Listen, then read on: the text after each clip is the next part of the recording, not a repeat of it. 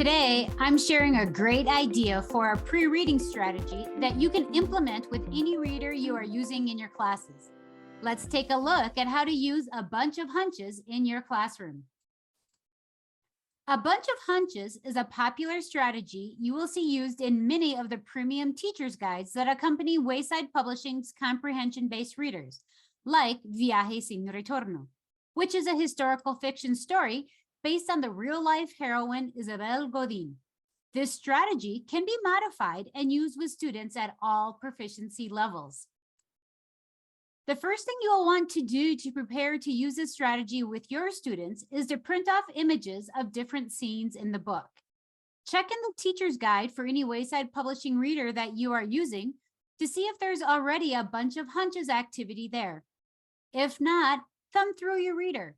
Most readers will have images in each chapter that represent the most important moments. If your book doesn't have images, you can always do an online search for images to represent the different scenes. Now, you need to create a bunch of hunches. For novice mid-level students who do not yet have the language necessary to create their own hunches, you will want to provide pre-written hunches that they can match with the image they believe each one goes with. For students who are at the novice high proficiency level, you only need to provide sentence frames. They can make their predictions by completing the sentences with what they think will happen based on the images. And for your intermediate and above students, the hunch cards will only have words that build strong transitions and indicate story order. The students create their own hunches. With the hunches, you can give students the page with all of the hunches and have them cut them apart. Or you can do a little extra prep and cut them apart beforehand and give each student a bundle of hunches.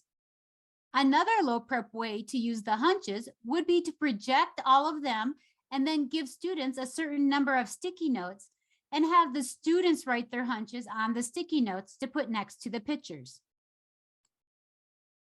Now that you have all the resources put together that you need, it's time to set up the activity. If you are familiar with gallery walks, this is done in a similar fashion. You can hang the pictures up on the walls around the room. Then students walk around and stick their hunches next to the picture it goes with. They can do this individually or in pairs.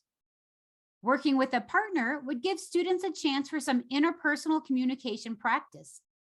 If you choose this option and your students are at the novice level, I suggest providing them with some sentence starters like, I think that, it seems to me that, or in my opinion, so that they can share their ideas with their partners.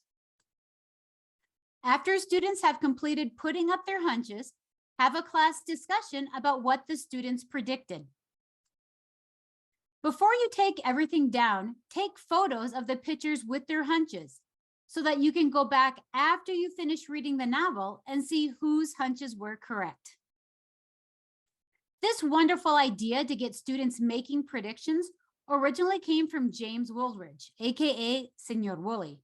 The QR code on this slide will link you to a video of him describing how he uses this strategy with videos.